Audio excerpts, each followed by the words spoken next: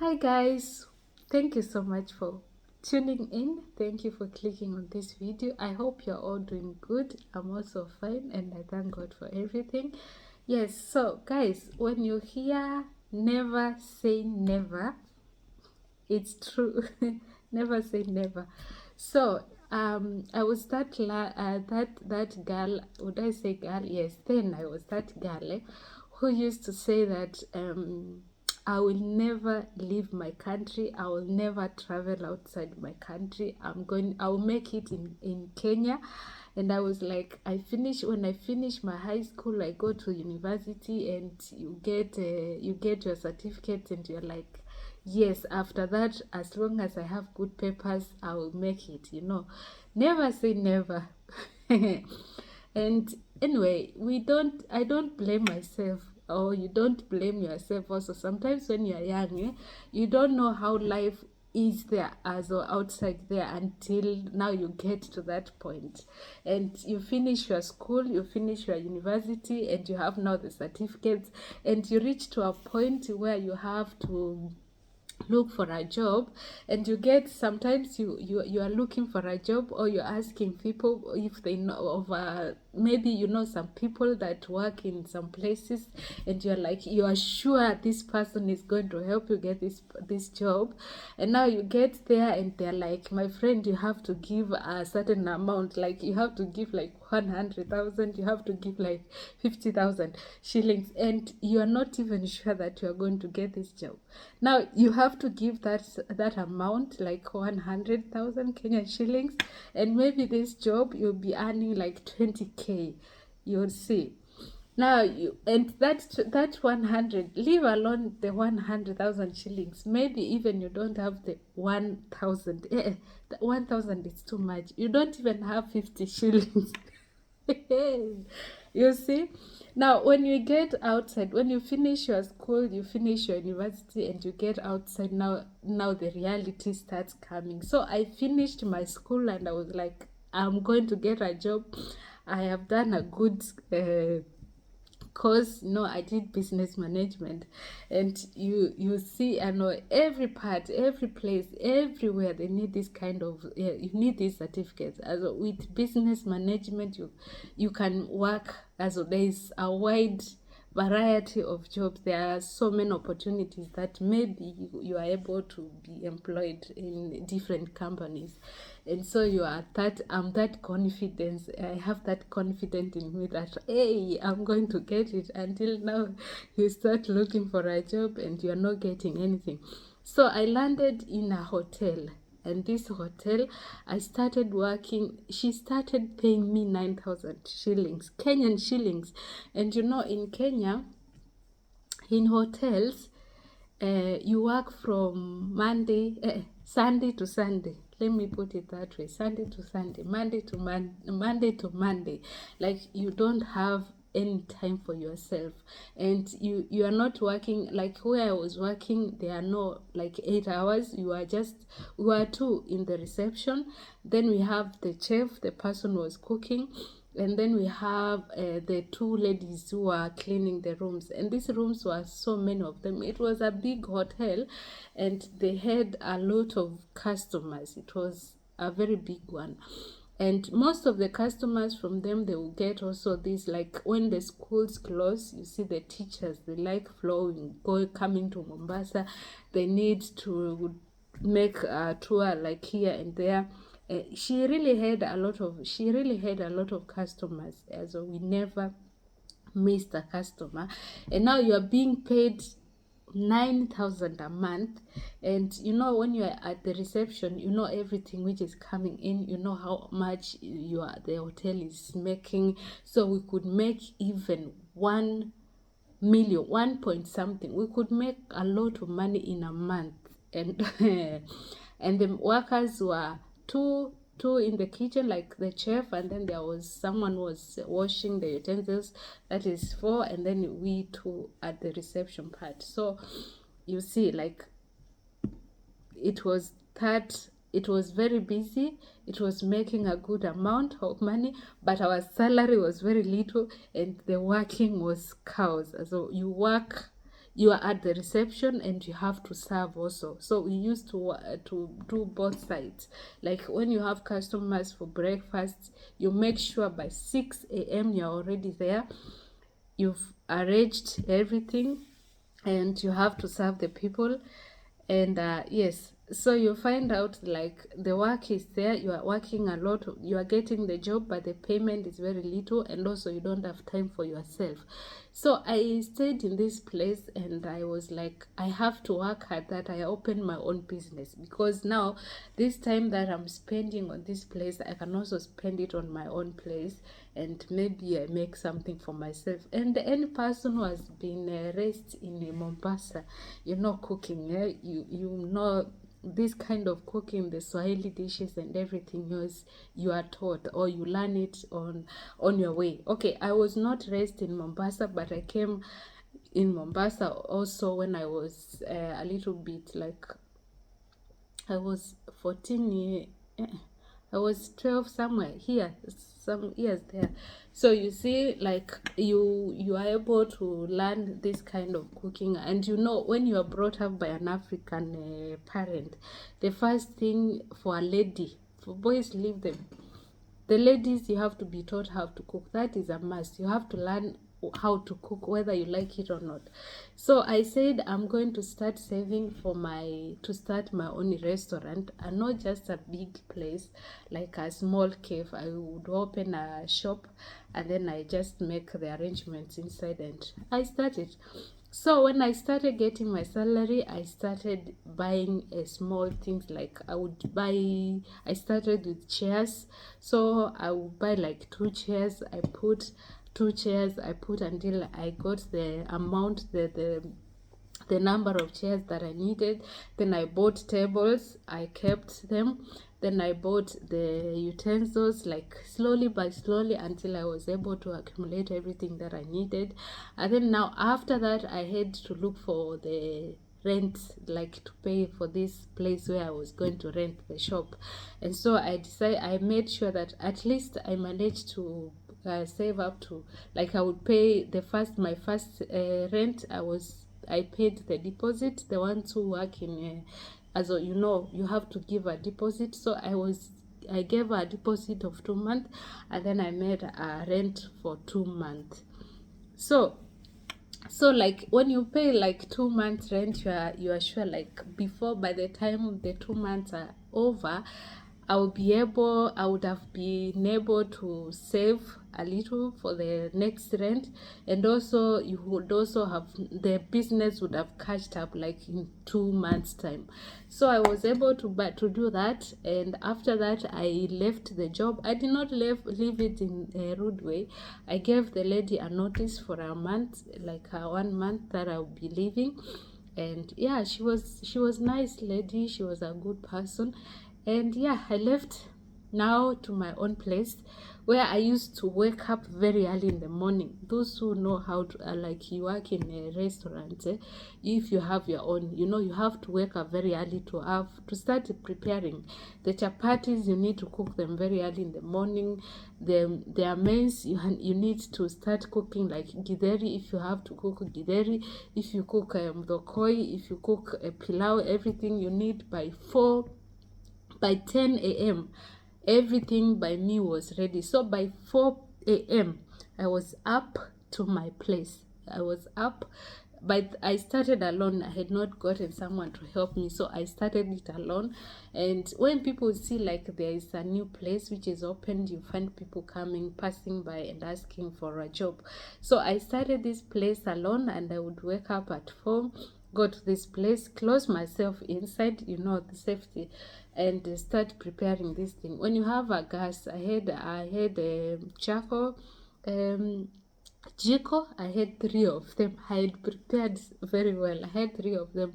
So if I put beans in this one, the other one I put the koi, and then I have one which I start with the chapati and tea, you know. So I would wake up very early, start preparing these things, start with chapati. I used to cook a lot of chapati, like 60 chapatis very early in the morning. I would make that one. And the business was doing good. And during the process, I got someone who was looking for a job, and I employed him. He was a young boy, and he was so good. He was also a Swahili. He knew how to make chapati. He knew how to cook beans and pilau, and we were good to go. So until one day, somebody came and stole everything. I woke up just as normal, and I went to this place to start my business, and opening the door was already opened. And I'm like, what happened here? So I got inside and everything was gone. Like, they stole the gas cylinder, they stole the chairs and everything. It was now I had to start from square one. Now during that time, we were playing chama. Those who know chama, if you come from Kenya or maybe in African countries, like you play a certain amount with a group of people, and every week you are giving some amount to one person, like that, until you are all done. So I started this place. We were playing this chama, and this week I was getting my payment. I was giving they were giving the money to me, so I was given this amount. And now, because I had lost everything, my things were stolen. Of course, I went to report, but in Kenya, when you go to report, it was just you've reported and there is no follow-ups. And even if they follow, if someone took the things during the night, where would they get you don't even have a clue of who came and broke into your shop. So I started, I was given this amount, and the same week I went back to work. I bought everything. But when when things have been stolen, that motivation, like, I was down. I just felt, why? The motivation to continue for me that time, it was off. Like, so I spent another 2 months in this place, and I said, okay, let me just close and look for another job. Square one. So I closed and I got another job in a hotel, but a different one. In this place, I was now being given 8,000 a month. Just imagine, 8K a month. I did not stay there for long. Now that's where the dream of coming to Germany came. That's where I started saying, what if I go outside? Because this is too much. You have the certificates, you're not getting the job, you had your own, and somebody came and messed up, and now you've gone back to square one, and you have to be given 8,000 a month. It's very little, isn't it? You need something to eat, and once you are working, you're not going to get any help from your parents, so it's you and you alone. So I say, let me just start with the process. Let me start making inquiries of how and where do I start now to go to Germany. This is the only country that I had in mind, and this is the only place where I wanted to come. The reason I still don't know up to today because most of the people, like, if you want to go out, if you want to travel outside your country, there are so many countries, and if you try this one and it fails, you'll say, okay, let me try this other one, let me try these other ones, until I get I get one, like, you get the opportunity in one of them. So the first thing I did not have a passport, so I decided to look for a passport, which I got.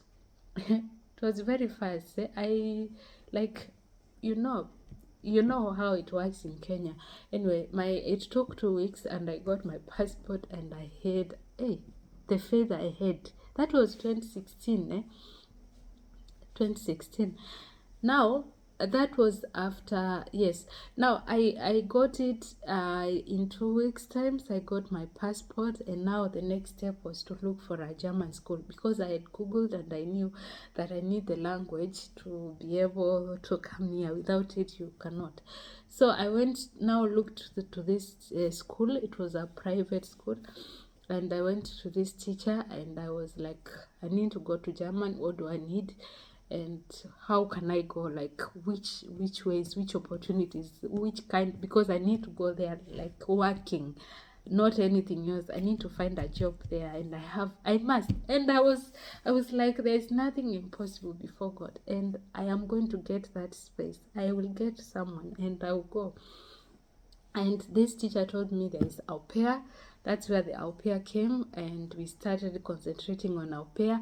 And the school, I was like, I want the fastest. I need to learn this language as fast as possible, and I want the fastest. So he told me there is crash course of A1. Like the A1 is normally 3 months, but I did it within 6 weeks. 6 weeks. That's how my faith was very big. So after 6 weeks, I went to do the exam. We went to do it in Nairobi at Goethe Institute. That's where they do it, Goethe Institute. And I passed the exam. But the disadvantage of the A1 certificate, because I'm not going to, maybe I'll make a video about that, it expires after 2 years. So I was like, I have to get something before this 2 years. Luckily, I got a family. After I got to the au pair, I opened my au pair account. I got a family, and the lady was very fast. She also was looking for someone, and she had adopted 3 girls from Haiti. So she had also adopted African ladies, only that their language was another one. But she was also looking for someone. She really needed someone, and she looked my profile and she loved it, she liked it, and we started communicating. First she sent me the papers. I made the appointment at the embassy. I had my certificate already in my pocket. So I got the papers. I booked the bus to Nairobi, went and made the application, of which my passport stayed in the embassy for 2 weeks. And now my teacher told me, when you apply for the visa and you don't get a message the following day, if it takes like more than 1 week, then it's assurance that you've gotten your visa. So I was very sure, 100% sure, that I had gotten the visa. And so they messaged me on a Friday evening that I can now pick my passport. And on Saturdays evening, now it's too late. Like when they message you on a Friday evening, that means they have just given it to the G4S. They used to transport it with G4S. If you are from Kenya, you know G4S, this whatever. So I had to go to the G4S the following day on Saturday, and Saturday they close at 12 p.m. and on Saturday it's only one which used to open, the one at the Likoni. So you have to be there before 12. So I woke up very early, went to this place, and I gave them my message, and they were like, it's not yet here, but they are on their way. So I sat there and waited for my parcel, because I was so happy. I had even told this lady that I got a message and I'm sure I have the visa with me, and she's like, now we are making plans on how to book a flight ticket. And I'm like, yes. And you know what, when I started dreaming about coming or planning to travel, I had already started packing. I had one suitcase where those clothes were not touched, like this one was closed. Hey Jesus. I had one suitcase where everything was packed. Everything. Those clothes were special. Going to Germany, I had bought everything. About the hair I had here, it's hard to find hair, like the oil things and everything. the African things, like it's hard. So I'm like, I have bought the shampoo, I have bought the air condition, I have bought oil, everything I had planned, everything was packed. And I'm like, I'll spend some months before I even spend the amount that I will be paid. And yeah, so I went and picked my passport and opened it, and I cried. I met up with a letter. Denied. Denied. And when now you get denied, you're like, you start asking questions. You prayed, I prayed, and why? And that's why you start asking the other person.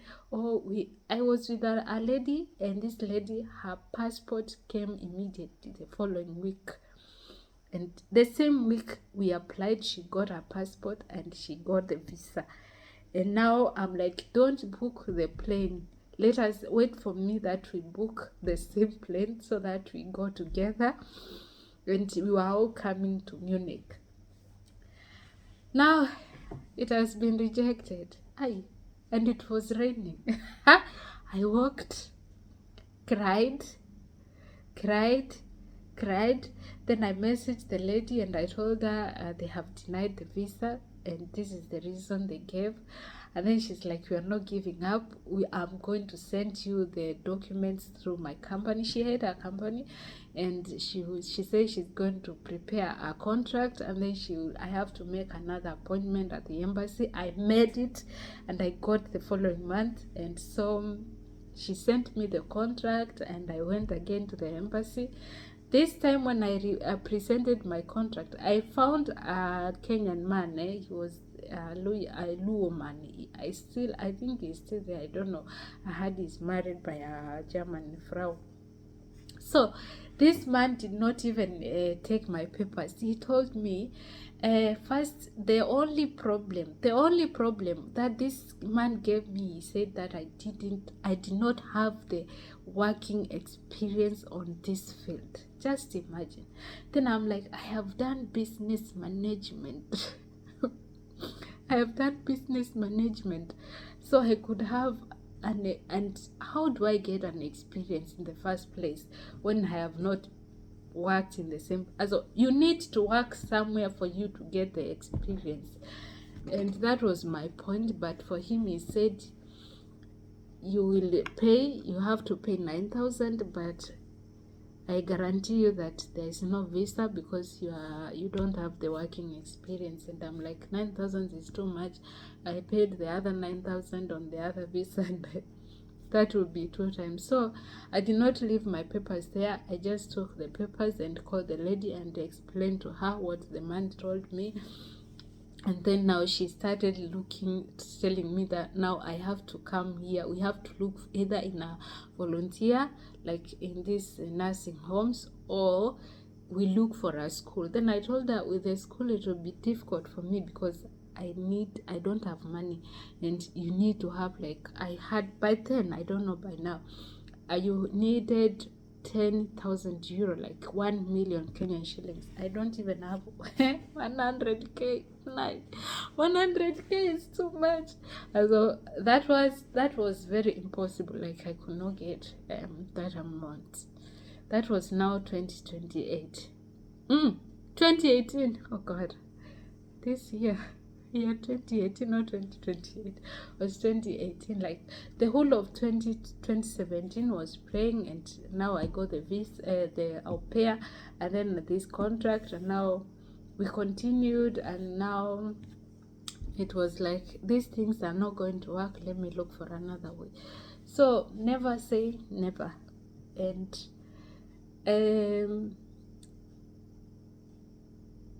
God has plans for every person, only that maybe what you are praying for is not the thing that God, like, it's not God's plan. Because I needed to work through work.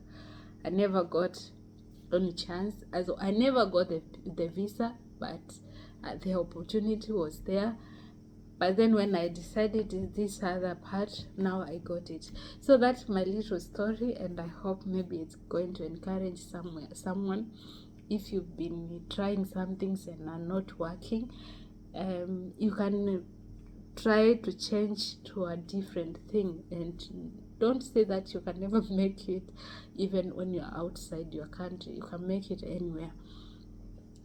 Maybe you've tried like me and it's not working. Maybe try somewhere else, and I believe and I trust that God is going to answer your prayers.